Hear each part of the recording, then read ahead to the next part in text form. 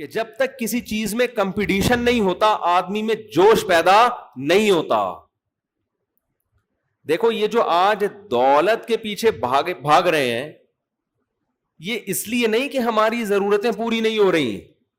ضرورت تو اتنی نہیں ہے جتنا کمانے کی فکر کی جا رہی ہے. کیا پہن لے گا, کون سی گاڑی میں سفر کر لے گا. ہمارے سیاست دانوں کے پاس جتنی دولت ہے تو مجھے بتاؤ کیا کھاتے وہ ہم سے اچھا ہے کیا؟ یہی کھا رہے ہیں, یہی پہن رہے ہیں, زیادہ زیادہ کون سی گاڑی میں گھوم لیں گے تو کتنی لگژری ہوگی وہ. لیکن پھر بھی ہوس کیوں ہوتی ہے مقابلے میں. ہمارے ایک دوست نے ایک واقعہ سنایا, ایک عیسائی آدمی تھا کراچی کا, بہت بڑا تاجر, کیونکہ عیسائی تھا, ظاہر اب مذہب تو ختم ہی ہو گیا ہے, ایتھیسٹ ہی بن چکے ہیں تقریباً. تو اس کو کوئی ایسی بیماری ہو گئی کہ ڈاکٹروں نے کہہ دیا اب ان کا انا للہ ہونے والا ہے. تو موت سے چند دن پہلے اس نے اپنے دوستوں کو بلایا. یہ ہے کمپٹیشن کو سمجھانے کے لیے میں بتا رہا ہوں آپ. اس نے اپنے دوستوں سے کہا کہ یار یہ پیسہ ہے, ڈیفینس میں میرے لیے 1000 گز کا ایک لگژری سا بنگلہ خریدو. بھئی کیا ہو گیا بھائی, تو اب مرنے لگا ہے, تھوڑے دن میں تیری موت واقع ہو جائے گی, ڈیفینس میں تو لگژری سا ایک بنگلہ خریدنا چاہ رہا ہے, کیوں بھائی؟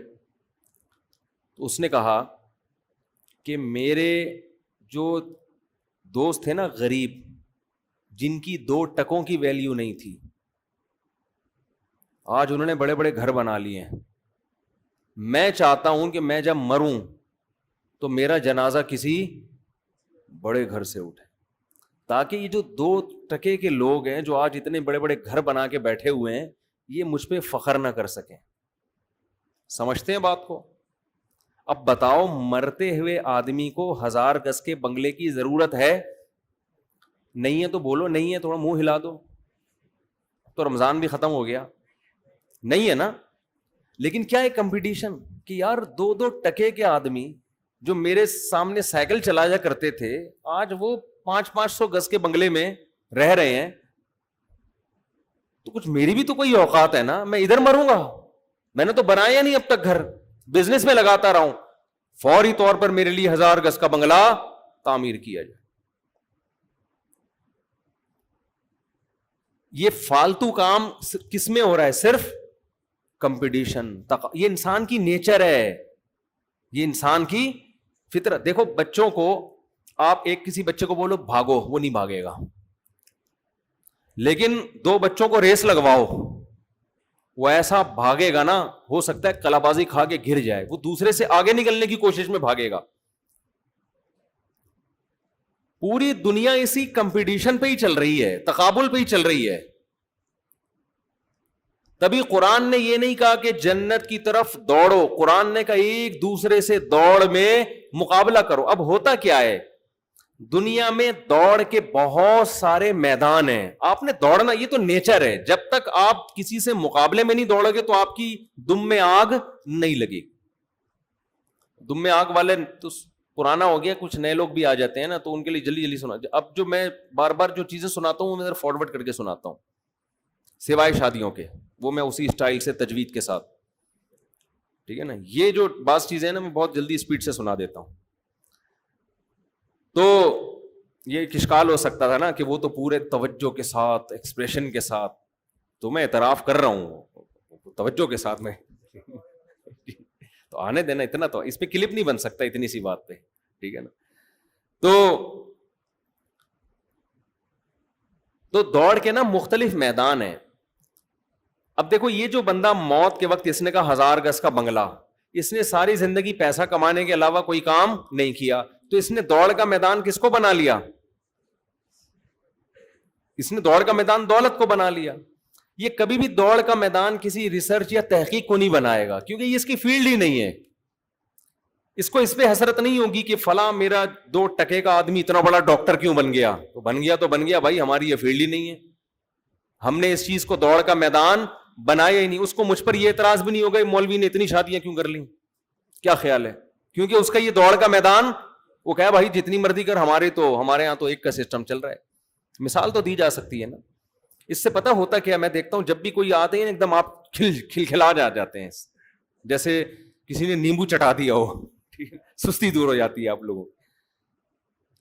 دوڑ کے لیے بہت سارے میدان, باڈی بلڈر جو دوڑ کا میدان بناتے ہیں وہ کس کو, فزیکل فٹنس کو, مسلز کو, وہ دکھا رہے ہوتے ہیں میرا اتنا بڑا اسپیڈ بریکر ہے, وہ کہتے ہیں ہم نے تو پورا K2 کا پہاڑ پالا ہوا ہے یہاں پہ, وہ کہہ رہے دیکھو یہ ماؤنٹ ایوریسٹ, اس پہ کوئی چڑھ کے نہیں دکھا سکتا. ان کے مقابلے کس میں ہو رہے ہیں, یہ جو دوڑنے کا مقابلہ کر رہے ہیں وہ دوڑنے کا مقابلے میں کہ کون پہلے اس لائن کو کراس کرے گا, کوئی کار ریسنگ کے مقابلے میں, کوئی کرکٹ کے مقابلے میں, یہ اتنا بڑا پلیئر لوگ مقابلہ کر رہے ہوتے ہیں نا, یار وہ اچھا بیٹسمین ہے یا اس سے زیادہ اچھا بیٹسمین تو وہ ہے.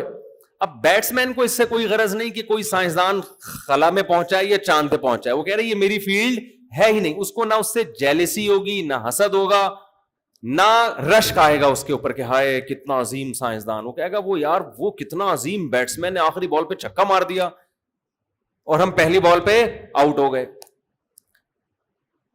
تو ہر آدمی کا ایک میدان ہوتا ہے, اس میں وہ مقابلہ کرتا ہے, اس کے علاوہ میدان کی اس کو پرواہ نہیں ہوتی.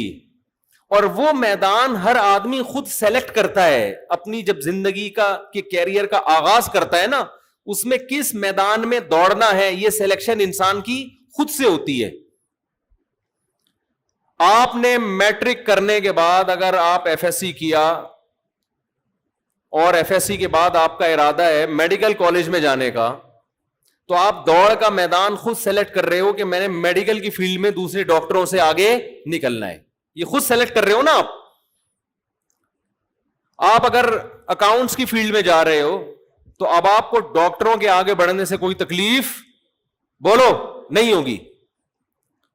اللہ ہمیں بتا رہے کہ ان میدانوں میں سے کوئی میدان بھی اس قابل نہیں ہے کہ اس کو دوڑ کا میدان بنایا جائے, مقابلے کا میدان بنایا جائے, کیونکہ ان مقابلوں میں آپ جیتنے کے بعد بھی ناکام اور ناکام ہونے کے بعد تو ویسے ہی ناکام. آپ بہت اچھے ڈاکٹر بن گئے تو مرو گے تو ختم نا, اور کوئی اچھا نہیں بنا تو مر کے کیا ہو گیا, وہ بھی ختم, مٹی ہو کے کیا ہو گئے, ختم. تو اصل میدان آپ نے کس کو بنانا ہے, قرآن کہہ رہا ہے آخرت کو. اب آپ پوچھ سکتے ہیں کہ اللہ میڈیکل سائنس کا میدان تو ہمیں نظر آتا ہے, یہ والا میدان ہے بھائی, ہم نے ڈاکٹر بننا ہے فلاں سے بھی آگے نکل جانا ہے, ہم نے حکیم بننا ہے تو فلاں سے بھی کو بھی کراس کر دینا ہے, ہم نے باڈی بلڈر بننا ہے تو وہ ایک ہے جو جس کے اسپیڈ بریکر بہت بڑے بڑے بن چکے ہیں تو ہم K2 کی پہاڑیاں بنا لیں گے. تو یہاں تو میدان سمجھ میں آتا ہے نا, کیا ہو گیا. تو آخرت کا میدان کون سا میدان ہے بھائی, اگر ہے تو اللہ ہمیں بتا دے تو ہم چاہو اس میں آگے جائیں گے. تو اللہ نے بتایا کہ وہ میدان کوئی سلیکٹڈ میدان نہیں ہے, انہی میدانوں میں سے کسی بھی میدان کو سلیکٹ کرو اور نیت کیا کر لو, آخرت کی. تو وہ کون سا میدان بن جائے گا, بولتے کیوں نہیں, آخرت بن جائے. اتنی سی بات ہے جو پبلک کی سمجھ میں نہیں آ رہی. یہ قرآن کہہ رہا ہے یہ پبلک کی سمجھ میں آ نہیں رہی, اتنی سی بات کتنا آسان کر دیا بھائی. اس کا فائدہ یہ ہوگا کہ آپ ہار بھی گئے تو اللہ کی نظر میں جیت گئے, سمجھتے ہو نا. دوسرا فائدہ یہ ہوگا آپ کبھی غلط چیز کو ہدف نہیں بناؤ. مثال کے طور فلم انڈسٹری میں آپ اللہ کے لیے آگے بڑھنے کی کوشش نہیں کرو گے کہ یار وہ اتنا بڑا ہیرو بن گیا تو میں جنت کے حصول کے لیے اس سے بھی بڑا ہیرو بن کے دکھاؤں گا. تو بھائی ہیرو بننے سے اللہ خوش, ڈاکٹر بننے سے تو ہو جائے گا کہ تو لوگوں کی زندگیاں بچائے گا, ہیرو بننے سے اللہ خوش نہیں ہوگا. ہم جب بچے تھے ٹی وی دیکھتے تھے نا تو بڑے بڑے فلم اسٹار آ کے بتا رہے تھے اللہ کا بڑا فضل ہے کہ اللہ نے مجھے اس مقام تک پہنچایا. ہم لوگ اب تبلیغ والوں سے کچھ اور سنتے تھے کہ ٹی وی دیکھنا حرام ہے, فلموں میں جانا حرام ہے. ہم کہتے تھے یار یہ عجیب قسم کا آدمی, ایک تو گناہ بھی کر رہا ہے, ہمیں بھی گناہ گار کر رہا ہے, ہم تو توبہ استغفار کر کے ڈرامہ دیکھ رہے ہو. ڈرامے بھی اس زمانے کے ایسے دوپٹے لیے ہوئے اور اتنی اچھی اچھی باتیں, آدمی مسلمان ہو جائے, کلمہ پڑھ لے, اور اس وقت علماء کہتے تھے وہ حرام ہے. حیرت, یعنی کتنا زمانہ چینج ہو گیا ہے نا. تو ہمارے ایک دوست نے پرانے زمانے کے ڈرامے کا کلپ دکھایا, 83 کا، وہ دوست بھی یہاں بیٹھے ہوئے ہیں. اتنی اچھی اچھی باتیں ہو رہی ہیں، ایسا لگ رہا ہے کہ ممبر پہ کوئی بیان کر رہا ہے. ماں بیٹی کو سکھا رہی ہے شوہر کا احترام. عجیب سی بات ہے یا نہیں ہے؟ ماں بچی کو کیا سکھا رہی ہے؟ شوہر کا احترام. ساس سے کیسے بات کی جاتی ہے، تمیز سکھا رہی ہے اس کو. تو یہ چیزیں اب مارکیٹ میں کیا چل رہی ہیں؟ شارٹ. تو وہ اس زمانے میں تھے، اس کو ہم سبھی کہتے تھے حرام ہے. اگر وہ زمانہ وہ لوگ یہاں آج کا دور دیکھ لیں تو اس کو شاید کہیں کہ بھئی یہ تو فرض ہیں اس کے مقابلے میں. تو ہم اس وقت یہ دیکھتے تھے، کوئی فلم ایکٹر ہے نا، وہ بتا رہا ہوتا تھا یہ اللہ کا بڑا فضل ہے کہ مجھے اللہ نے یہاں تک پہنچایا. ہم کہہ رہے تھے اللہ کا فضل کہاں سے ہو گیا بھائی تیرے اوپر؟ بھائی یہ تو اللہ کا قہر لگتا ہے یا عذاب لگتا ہے. کیونکہ پاکستان میں نا، میری تو اب ملاقات اداکاروں سے بھی ہوتی ہے، گلوکاروں سے بھی ہوتی ہے، تو کچھ ملاقاتیں کر کے اندازہ ہوتا ہے کہ پاکستان میں گلوکار، فنکار، اداکاروں کو زیادہ، سوائے ان کے جو میرا بیان سن رہے ہیں ان کے علاوہ کو زیادہ کوئی یہاں پروٹوکول ملتا نہیں ہے. یہ خوشی کی بات ہے، ٹھیک ہے نا. بہت سو کو یہ فیلڈ پھر بالآخر چھوڑنی پڑتی ہے. یہ اللہ کا فضل ہے ہمارے اوپر کہ اللہ نے یہاں روشن مستقبل رکھا نہیں ہے. اور یاد رکھو اس کی ایک پازیٹو وجہ بھی ہے کہ مسلمان برائی میں اتنا آگے جا نہیں سکتا، کیونکہ لمٹ ہوتی ہے اس کی، وہ نہیں جا سکتا. اس کے لیے بہت کچھ الٹا سیدھا کرنا پڑتا ہے، وہ نہیں کر پاتا. کچھ کر بھی لیتے ہیں. تو جب آپ آخرت کو میدان بناؤ گے تو آپ سب سے پہلے ایسے راستے کو کبھی سیلیکٹ کرو گے ہی نہیں جس سے آخرت کا فائدے کے بجائے نقصان ہو رہا ہے. میں اکثر ایک مثال دیتا ہوں ایک حدیث کی. نبی صلی اللہ علیہ وسلم نے ارشاد فرمایا، ایک صحابی درخت لگا رہے تھے، آپ صلی اللہ علیہ وسلم نے فرمایا اس درخت کی عمر تمہاری عمر سے لمبی ہو سکتی ہے، او کما قال صلی اللہ علیہ وسلم. یعنی تم پلان کر رہے ہو 5 سال کا، درخت تو 5 سال بعد پھل دے گا نا، اور تمہیں تمہاری زندگی کا کوئی بھروسہ نہیں. آج سو صبح نہ اٹھو. تو اتنی لمبی لمبی امیدیں ہیں بھائی، اتنی لمبی لمبی امیدیں. اس حدیث سے ہمیں کیا میسج ملتا ہے؟ گویا ہمیں زمین کو آباد نہیں کرنا چاہیے. یہی میسج مل رہا ہے نا بھائی. کل کا کی خبر نہیں ہے اور پلاننگ ہو رہی ہے 5-5 سال کی. میسج تو یہی مل رہا ہے. درخت نہیں لگانا چاہیے. اب کوئی درخت لگا رہا ہو، آپ جا کے یہ حدیث ریفرنس کے ساتھ پیش کر دیں اس کو، چیپٹر نمبر بخاری حدیث نمبر 3 فلاں، حدیث نمبر 32، ایسا ہے نہیں نمبر کہیں آپ دیکھیں. ایک میں فرضی بتا رہا ہوں، کتاب کے ریفرنس کے ساتھ وہ بندہ درخت لگا رہا ہے. جو آج کل ہو رہا ہے نا وہ یہی ہو رہا ہے، جو آج کل کے نئے نئے اسکالرز آ رہے ہیں وہ یہی کر رہے ہیں. درخت لگا رہا ہے. آپ نے بولا کہ حدیث میں آتا ہے درخت مت لگاؤ. کہ کون سی حدیث ریفرنس؟ دیکھو صحابی لگا رہے تھے، نبی نے اس عمل کو پسند نہیں کیا. وہ کہے گا بھائی میں علماء سے پوچھتا ہوں. یہی تو مسئلہ ہے تم لوگوں کا. مولویوں کے پاس میں حدیث دکھا رہا ہوں، تم کس کے پاس جا رہے ہو؟ مولویوں کے. امام ابو حنیفہ سے پوچھو گے اس کا مطلب کیا ہے. یہی تو شخصیت پر ریفرنس پیش کر رہا ہوں. میں کیا پیش کر رہا ہوں؟ یہ پٹی بھی چلا دی ہے میں نے. اچھا اسی حدیث کا جواب نیچے ڈسکرپشن میں ہوگا، وہ پٹی اڑا دی ہوگی. ٹھیک ہے نا، وہ پٹی کیا کی ہوئی ہوگی؟ اڑا دی ہوگی. تو ادھورا علم خطرہ ایمان. آج کل کے جو نئے نئے اسکالرز آ رہے ہیں نا یوٹیوب پہ، جن کے لوگ ریفرنسز سے بڑے متاثر ہوتے ہیں، ان میں اکثر، سب نہیں، ان میں اکثر ادھوری بات کرتے ہیں، پوری بات نہیں کرتے. آدھی بات جو ان کے مسلک کو پروموٹ کر رہی ہوگی، اور نعرہ یہ لگاتے ہیں کہ ہم مسلک پرست نہیں ہیں، ہم صرف قرآن و سنت کو مانتے ہیں.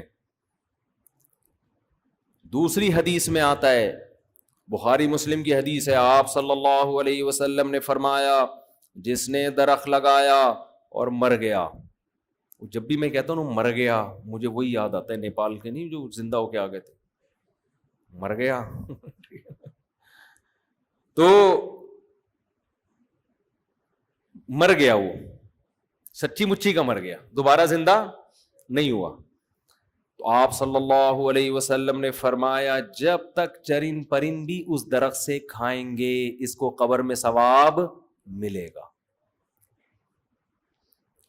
دیکھو دو متضاد آرڈر ہیں, ایک میں درخت لگانے کی حوصلہ شکنی کی جا رہی ہے, ایک میں درخت لگانے کی بہت زیادہ فضیلت, حالانکہ میدان تو ایک ہی ہے.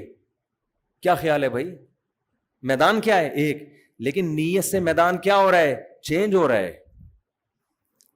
وہ درخت لگا رہے ہیں اپنے لیے, تو اپنے لیے کون سوچتا ہے بھائی؟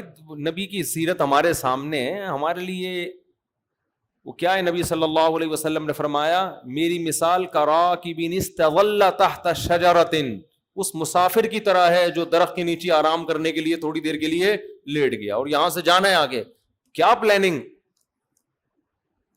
ایک پلاننگ وہ ہوتی ہے جو کس کے لیے ہوتی ہے؟ آخرت کے لیے. اس پلاننگ میں ناکامی نہیں ہے. تو قرآن یہ کہہ رہا ہے کہ پلاننگ کرو, اور اس کس کے لیے؟ آخرت کے لیے. مغفرۃ من ربکم وجنہ, اور اس میں ایک دوسرے سے آگے بڑھنے کی کوشش کرو, مقابلہ کرو, دوڑ لگاؤ ایک دوسرے سے.